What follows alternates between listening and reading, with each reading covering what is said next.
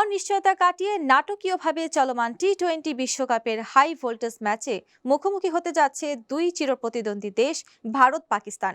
শ্রীলঙ্কার কলম্বোয় হতে যাওয়া এই ম্যাচের টিকিট অল্প সময়ে সোল্ড আউট হয়ে গেছে। সমর্থকদের মাঝে চিরাচরিত উন্মাদনাও যে ফিরে এসেছে তারই প্রমাণ যেন এটি। এছাড়া কলম্বোমুখী মানুষের আগমনে হোটেল ও বিমানের ভাড়ায়ও ব্যাপক প্রভাব পড়েছে। 15 ফেব্রুয়ারি কলম্বোর প্রেমাদাসা স্টেডিয়ামে লড়বে ভারত পাকিস্তান।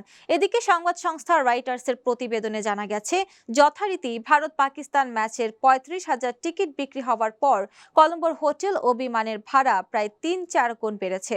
অন্যদিকে কলম্বোর 3টি ট্রাভেল এজেন্সি জানায়, এই সপ্তাহে ভারত পাকিস্তান ম্যাচ নিয়ে চূড়ান্ত সিদ্ধান্ত আসার পর শেষ মুহূর্তেই চেন্নাই দিল্লির মতো শহর থেকে ফ্লাইট বুকিংয়ের হার বাড়তে থাকে।